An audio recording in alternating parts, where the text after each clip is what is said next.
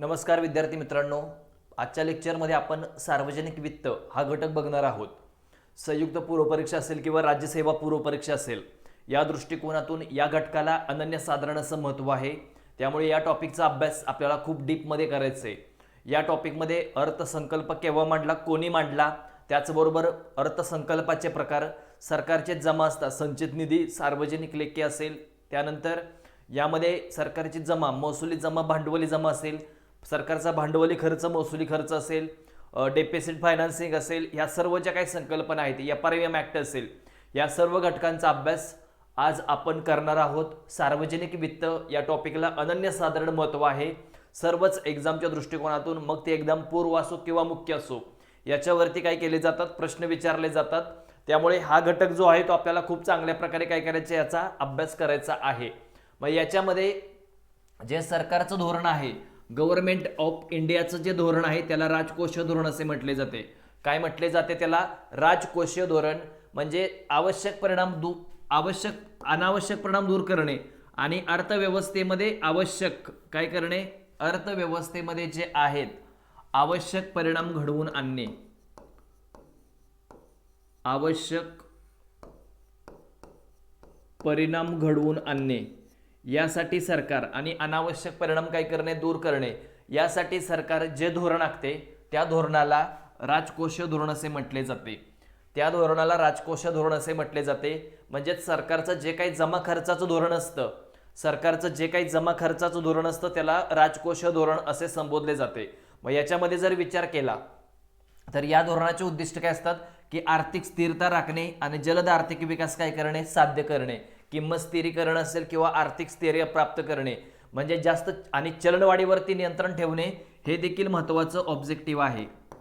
चलनवाढ याच्यावरती नियंत्रण ठेवणे, म्हणजे भाववाढीवरती देखील नियंत्रण ठेवणे, हे राजकोषीय धोरणाचं प्रमुख ऑब्जेक्टिव्ह असतं. राजकोषीय धोरणाच्या बेसवरती आपण चलनवाढीवरती देखील काही करू शकतो, नियंत्रण ठेवू शकतो. ते कशा प्रकारे नियंत्रण ठेवलं जाऊ शकतं, तर याच्यामध्ये एक सर्वात महत्त्वाची तरतूद की अर्थव्यवस्थेमध्ये खर्च करताना सरकारने तो खर्च जो आहे तो नियंत्रित केला पाहिजे. सरकारने जर खर्च नियंत्रित केला तर चलनवाढीवरती तुम्हाला ऑटोमॅटिक काय करता येतं, कंट्रोल करता येत असतं. चलनवाढीवरती तुम्हाला काय करता येतं, ऑटोमॅटिक या ठिकाणी नियंत्रण ठेवता येतं. याच्यावरती देखील काय केले जातात, प्रश्न विचारले जात असतात. ओके, मग याच्यामध्ये जर सर्वात महत्त्वाची तरतूद की जलद आर्थिक विकास साध्य करणे, म्हणजे plan expenditure, non plan expenditure याच्यावरती खर्च करून, म्हणजे योजना खर्च आणि योजनेतर खर्च याच्यावरचा खर्च वाढवून तुम्ही काय करू शकता, चलनवाढीवरती नियंत्रण ठेवू शकता.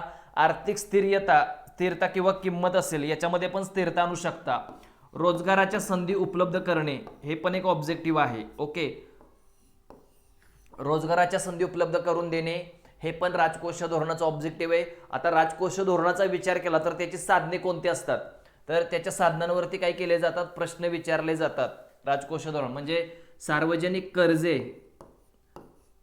एक आहे सार्वजनिक कर्जे, दुसरा असेल सार्वजनिक खर्च, सार्वजनिक खर्च असेल, आणि अंदाजपत्रक वगैरे, हे राजकोषीय धोरणाचे काय असतात, महत्त्वाची ही साधने असतात ज्याच्यावरती प्रश्न विचारले की जातात. याच्यामध्ये म्हणजेच सरकारच्या जमा व खर्चाच्या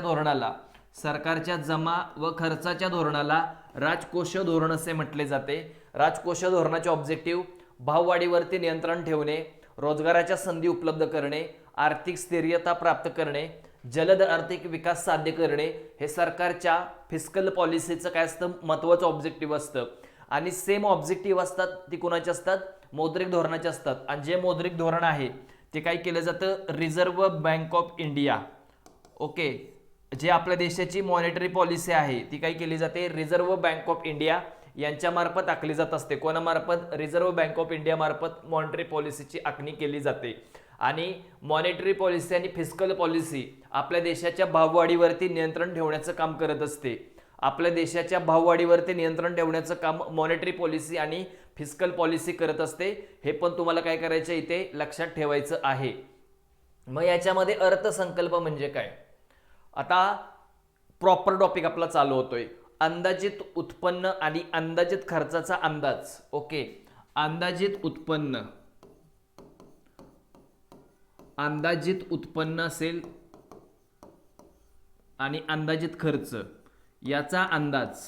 ओके, अंदाजित उत्पन्न आणि अंदाजित खर्च याचा अंदाज जो लावला जातो त्याला काय म्हटलं जातं, अर्थसंकल्प असे म्हटले जाते. म्हणजेच पुढील आर्थिक वर्षाच्या शासकीय जमा खर्चाच्या कायदेमंडळापुढे विचारार्थ ठेवायच्या प्राथमिक स्वरूपातील योजनांचा व शिफारसींचा समावेश ज्या कागदपत्रामध्ये केला जातो, म्हणजे ते पुढे ठेवलं जातं, लक्ष ठेवायचे, कायदेमंडळ पुढे ठेवला जातो. म्हणजे दोन्ही सभागृहामध्ये एकच आठवडा चर्चा चालते, लोकसभा आणि राज्यसभा.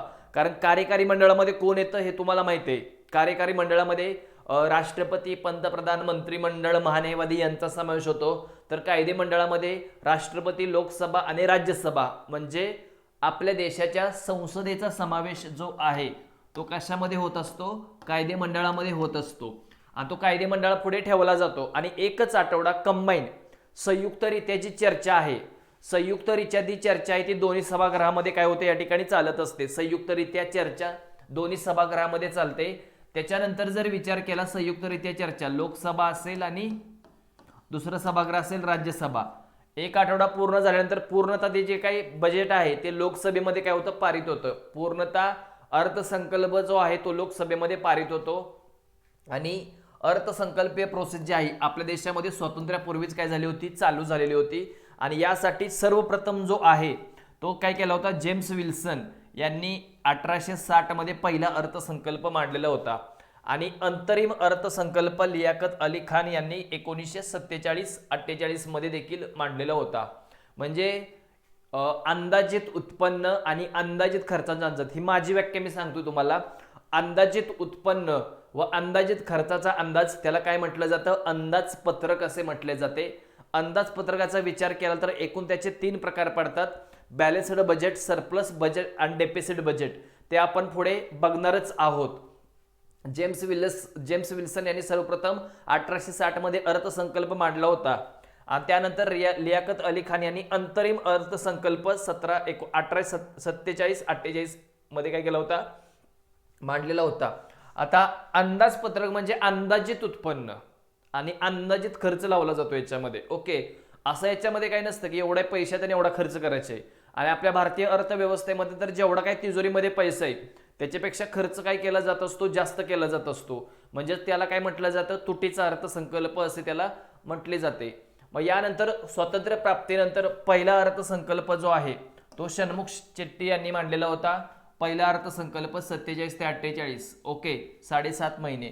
आणि मध्यावधी, कारण निवडणुका त्याच्यानंतर लक्ष ठेवायचं आहे, निवडणुका झाल्या लोकसभेच्या 1951-52 मध्ये. आणि सी.डी. देशमुख यांनी काय केला होता, पहिला लोकसभा म्हणजे निवडणुका झाल्यानंतरचा पहिला अर्थसंकल्प सी.डी. देशमुख यांनी मांडला होता.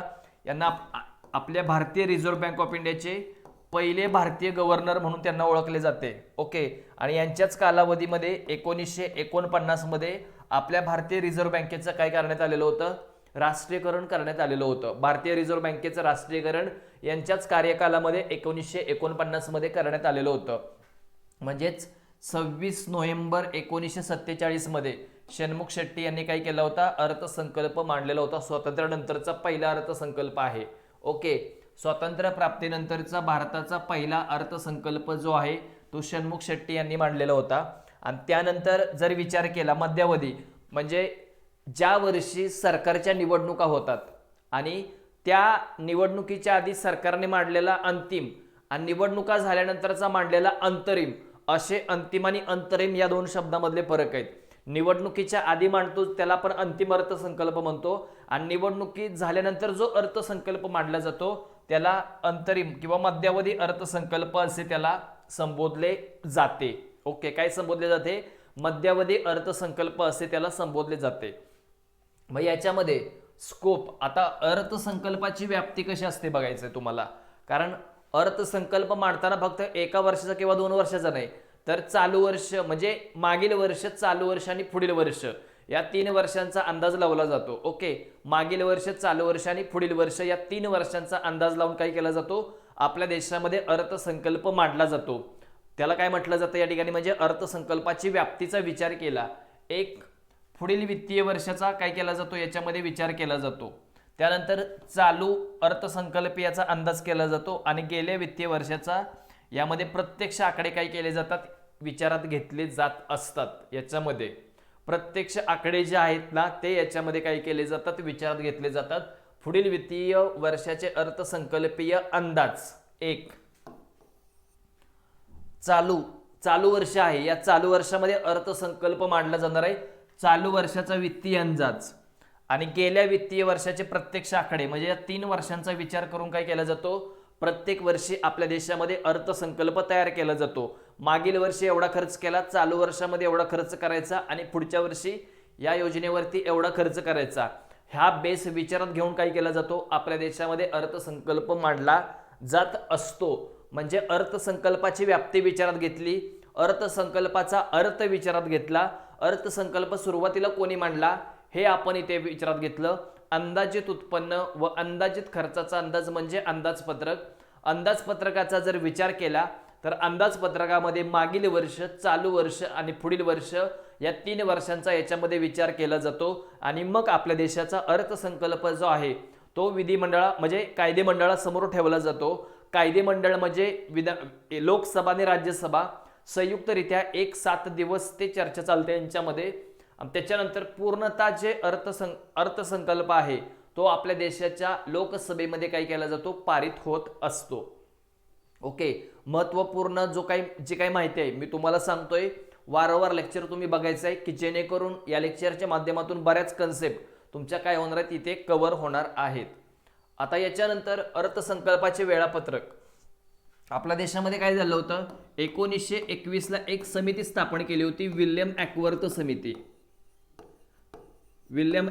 समिती. आणि या समितीच्या शिफारसीनंतर 1924 पासून, या समितीच्या शिफारसीनुसार 1924 पासून सामान्य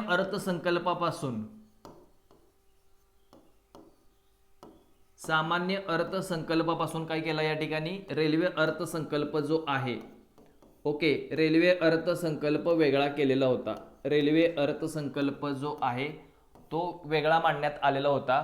2017-18 पूर्वी भारतात दरवर्षी फेब्रुवारीमध्ये संसदेचं बजेट अधिवेशन चालू होत होतं 17-18 मध्ये. आणि अर्थसंकल्प जो आहे तो 28-29 तारखेला काय केला जात होता, संसदेमध्ये मांडला जात होता. आणि 15 किंवा 26 फेब्रुवारीला काय केलं जातो, रेल्वेचा अर्थसंकल्प, त्याच्या आधी 1 दिवस, त्याच्यानंतर दुसऱ्या दिवशी आर्थिक पाहणी अहवाल.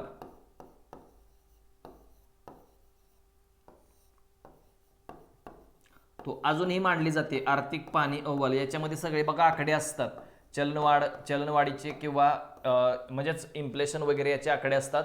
काय केलं जातं, रेल्वे बजेट मांडला जातो, त्याच्यानंतर आर्थिक पाहणी अहवाल आणि त्याच्यानंतर काय केलं जातं, याच्यामध्ये आपल्या देशामध्ये अर्थसंकल्प मांडला जात असतो. हे कधी होतं, 2017-18च्या आधी होतं. ह्या बाबी होत्या, ह्या जुन्या बाबी आहेत.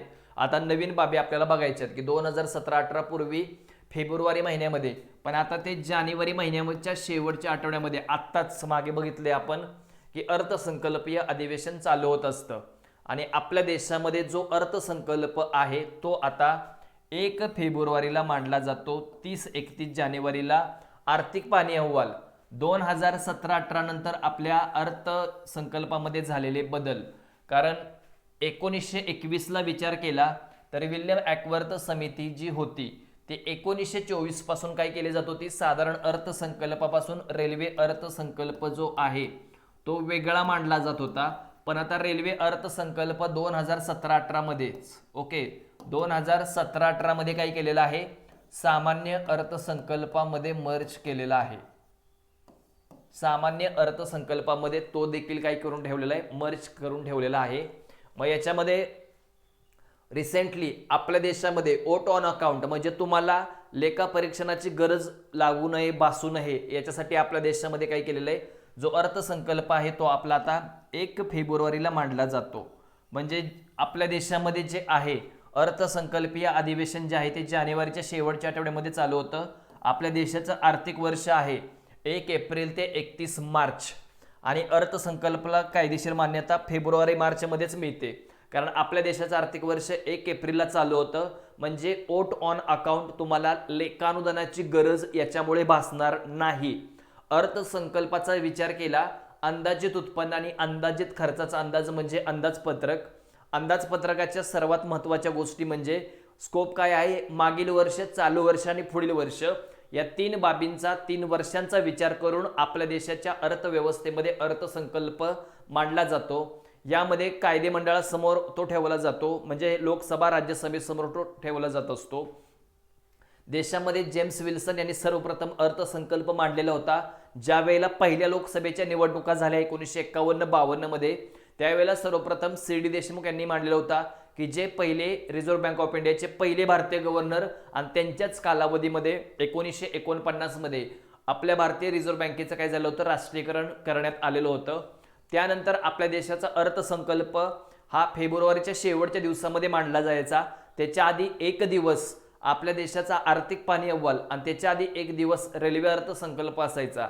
पण आता याचा इतिहास काय आहे तर 1921 ची विल्यम ॲकवर्थ समिती, त्या समितीच्या शिफारसीनुसार 1924 पासून रेल्वे अर्थसंकल्प आपल्या देशामध्ये वेगळा मांडला जात होता।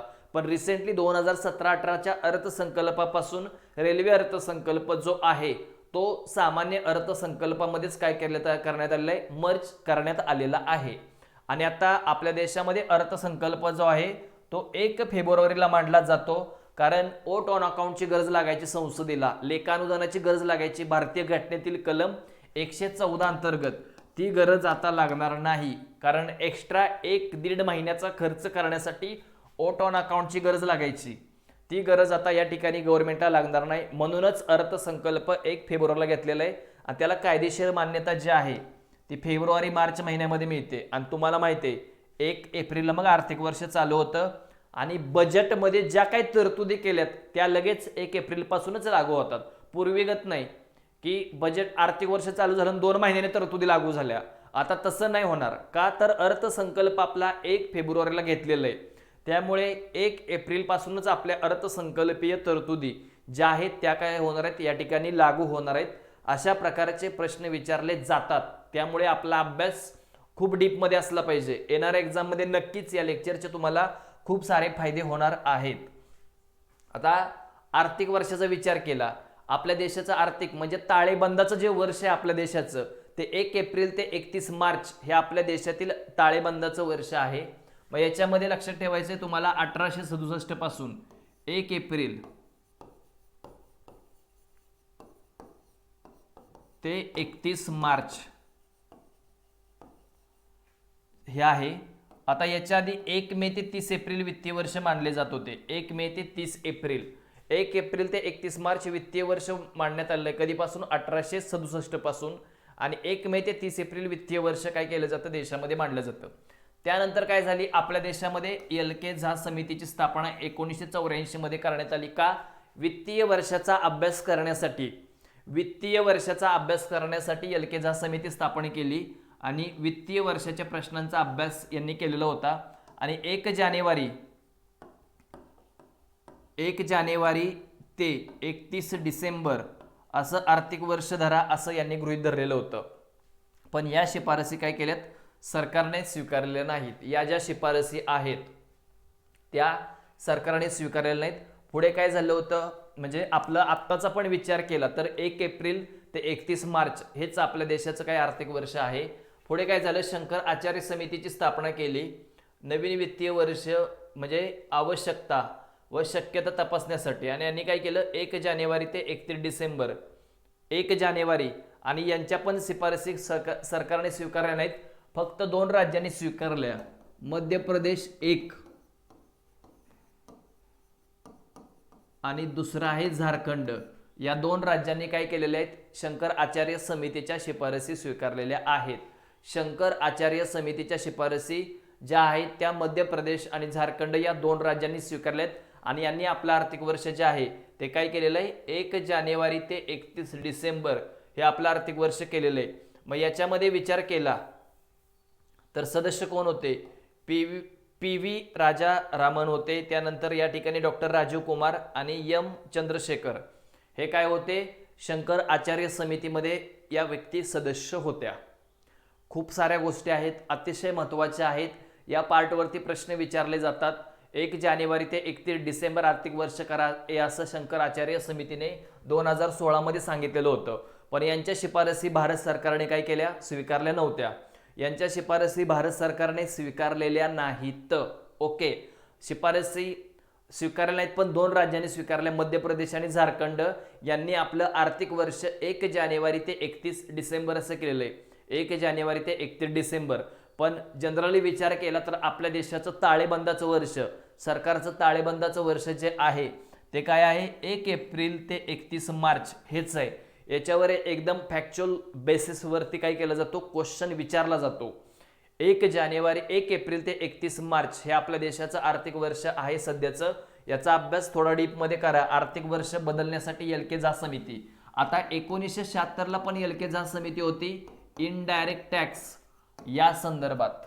1976 ला पण एलके झा समिती होती, इनडायरेक्ट टॅक्स लागू करावा या संदर्भात एलके झा समितीची स्थापना करण्यात आलेली होती.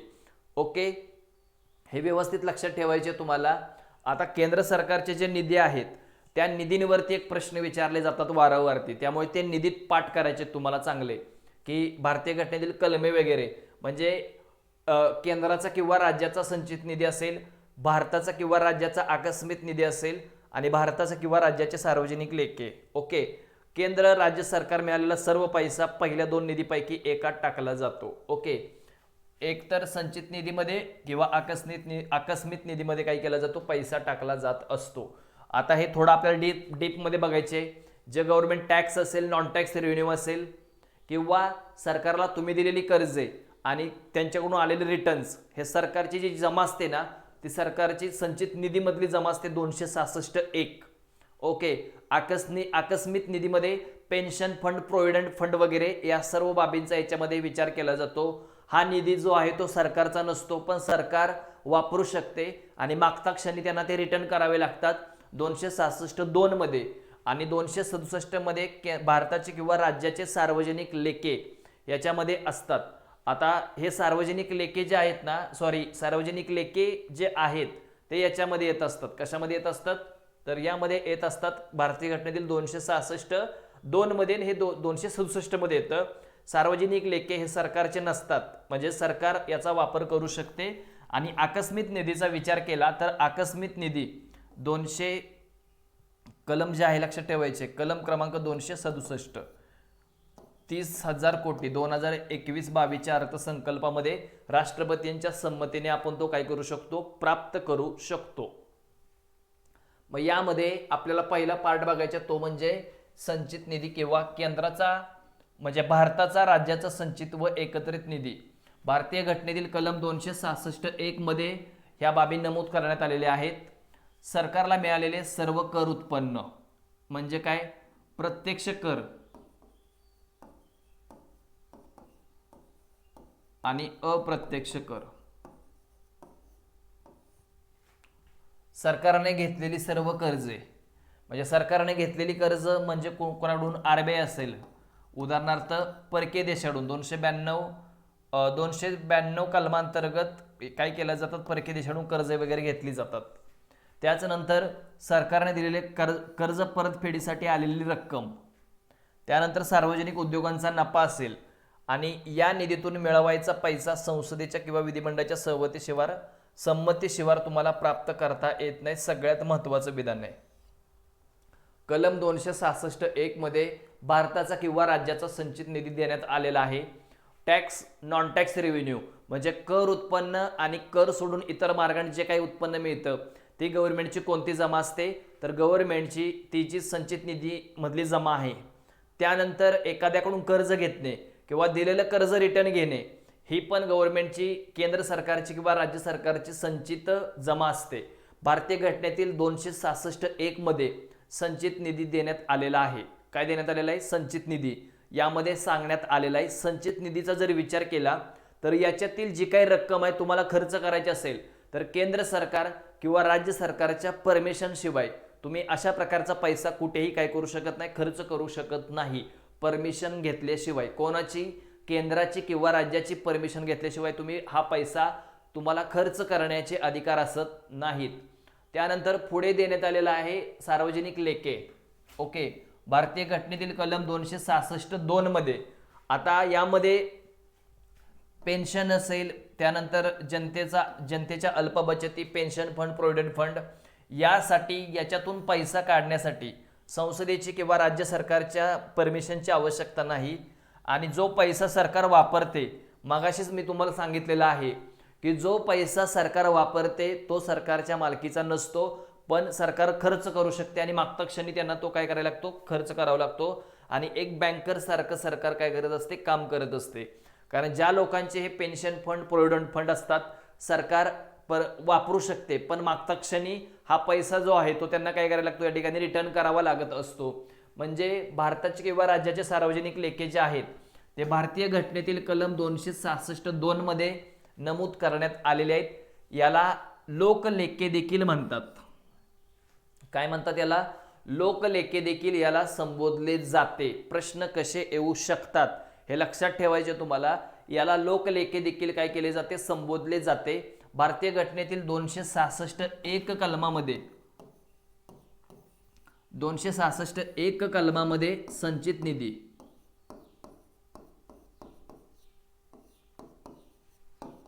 काय सांगण्यात आलेलं आहे, संचित निधी 266(1) मध्ये. 266(2) मध्ये सार्वजनिक लेखे, 266(2) मध्ये, हे 1 मध्ये आणि हे कशामध्ये आहे, 2 मध्ये आहे, सार्वजनिक लेखे. याच्यावरती प्रश्न विचारले जातात बाबांनो, हे चांगलं करून ठेवा की सार्वजनिक लेखामध्ये काय येतं, संचित निधीमध्ये काय येतं. ह्या सर्व बाबींवरती काय केले जातात, क्वेश्चन विचारले जात असतात. आणि तिसरा आणि सर्वात महत्त्वाचा पॉईंट आहे भारताचे किंवा राज्याचा आकस्मिक निधी 267 कलम. भारताचे किंवा राज्याचे आकस्मिक निधी कलम क्रमांक 267 आणि विधिमंडळ किंवा संसदीय कायद्याद्वारे. आता एखाद्या ठिकाणी आकस्मिकरित्या खर्च उद्भवल्यानंतर संसदेची परमिशन घेईपर्यंत तुमच्याकडे तेवढा वेळ नसतो. अशा वेळेला तुम्ही काय करू शकता, राष्ट्रपतींच्या संमतीने हा पैसा काय करू शकता, खर्च करू शकता. खर्च वेळी संसदेच्या संमतीची आवश्यकता नाही, पण संसदेच्या पुढच्या अधिवेशनामध्ये ज्या बाबींवरती तुम्ही खर्च करता, ज्या बाबींवरती तुम्हाला खर्च करावा लागतो, त्या बाबी तुम्हाला या ठिकाणी काय करायला लागतात, दाखवाव्या लागतात. मग याच्यामध्ये आकस्मिक निधी जो आहे तो 300 कोटी 2021-22च्या अर्थसंकल्पामध्ये 30,000 कोटी एवढा आकस्मिक निधी आहे. आणि महाराष्ट्रामध्ये सध्या 5,350 कोटी हा आकस्मिक खर्च निधी आहे. संसदेच्या विदाऊट परमिशन तुम्ही काय करू शकता, हा खर्च करू शकता. संसदेच्या विदाऊट परमिशन तुम्हाला खर्च करण्याचा अधिकार आहे, पण या ठिकाणी पहिलं अधिवेशन जे असेल संसदेचं किंवा विधिमंडळाचं, त्या अधिवेशनामध्ये कोणत्या बाबीवरती किती खर्च झाला हे तुम्हाला याच्यामध्ये दाखवावं लागतं. याच्यामध्ये तुम्हाला राष्ट्रपतींच्या संमतीची काय असते, आवश्यकता असते.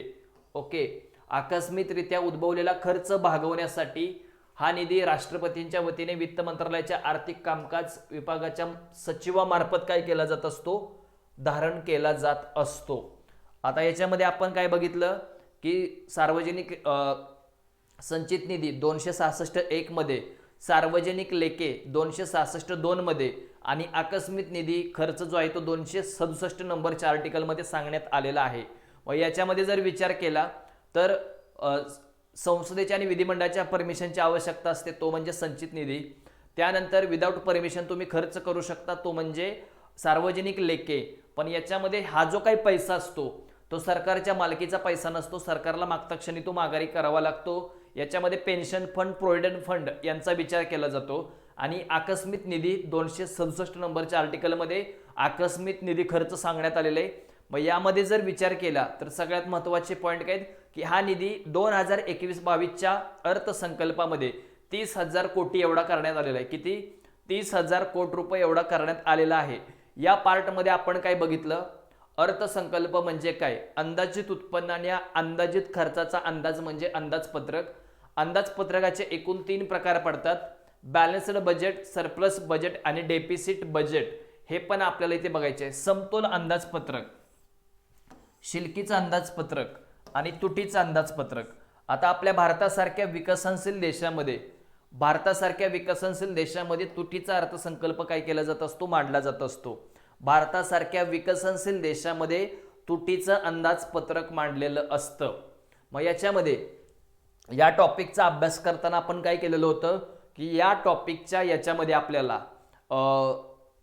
अंदाजपत्रक म्हणजे काय, अंदाजपत्रकाची व्याप्ती म्हणजे अंदाजपत्रकाच्या व्याप्तीमध्ये काय केलं जातं, मागील वर्ष, चालू वर्ष आणि पुढील वर्ष या 3 वर्षांचा विचार कशामध्ये केला जातो, या अंदाजपत्रकाच्या व्याप्तीमध्ये केला जात असतो.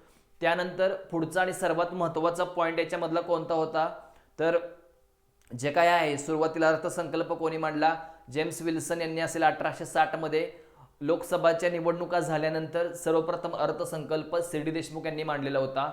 त्यानंतर 3 प्रकार निधीच्या बाबतीमध्ये, एक संचित निधी असेल, सार्वजनिक लेखे आणि आकस्मिक निधी अशा एकूण 3 प्रकार पडतात.